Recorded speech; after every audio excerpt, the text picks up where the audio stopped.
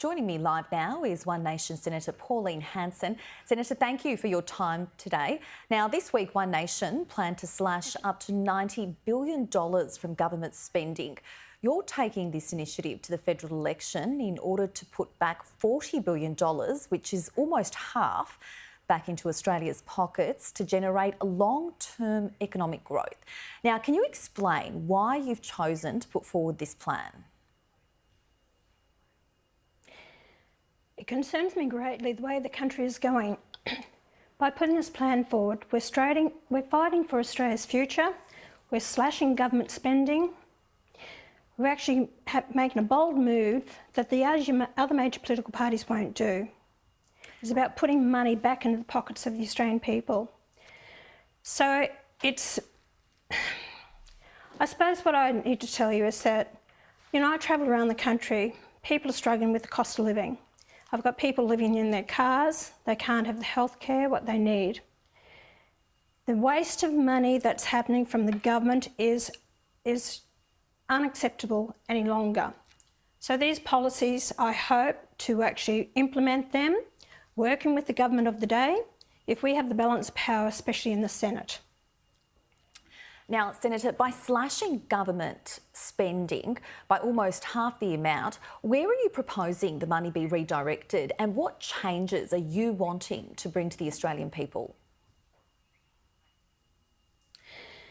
I suppose the biggest challenge is I want people to think about this because a lot of fear-mongering has gone on with climate change. And I'll warn people, you're more likely to die of not having the hospital care and attention, the medication that you require, dealing with, operations or treating your cancer, than what you ever will from climate change and believing that this climate or this planet is coming to an end, especially when our emissions are 1% and the global world is, and especially China, is emitting about 60%. We are destroying our country with productivity. So climate change, the Department will want gone, get out of the Paris Agreement. That would save about $30 billion. Over the next few years till 2030, the government plans on spending $65 billion in putting new transmission lines and rewiring the country. Another area is the Aboriginal industry, which I've always called for, treat everyone equally on an individual needs basis. Apart from funding that goes on for every Australian and Aboriginals, there's an extra $12.5 billion that's given to the Aboriginal industry, and then on top of that, another $11 billion from other government departments in grants just for Aboriginals and Torres Strait Islanders. You got the NDIS that's completely out of control. For 660,000 people, you're looking at near $50 billion, and the rest of the Australians, 27 million, $30 billion in Medicare. It's out of control. You strongly believe that without substantial spending and tax reform, Australia's living standards would continue to go backwards as we're experiencing the longest per capita recession in Australian history. So therefore, what do you believe will happen if Australians don't adopt this plan? We're losing the resources that we need, and I explained about the health is for one. We're 650,000 homes short, and I blame the government for bringing mass migration, which will be releasing our immigration policy next week. So mass migration. Inflation is still on the rise because of government spending. Too much money has gone into the economy. This government has spent over $300 billion. That's added to our bottom line, and at the moment, our debt, we are paying $36 billion a year in interest. Next year, expected to be $50 billion, what we could do with that money. So we've got to pay down our debt, rein in government spending. And I think it's important people need to really think seriously about this because the future generations will not have the standard of living and quality of life that we or previous generations have had. Now, you mentioned this earlier, One Nation will also look to abolish race-based federal spending, saving taxpayers up to $12.5 billion every year. You believe that for too long, bureaucrats, activists and even consultants have pocketed taxpayer-funded dollars while failing to deliver real results, calling the system pretty much corrupt. So could you give us some details on what you mean by this?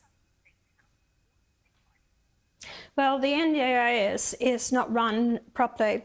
People are putting in, or they're given their monies, and it's not overseen by actually receipts.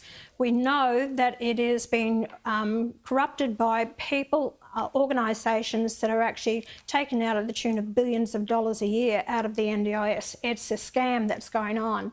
Medicare, I think, is another scam as well, whereas we don't show ID when we go to the doctor. So a lot of people coming in from overseas is borrowing their friends' or family's Medicare card and going to the doctor and getting PBS prescriptions.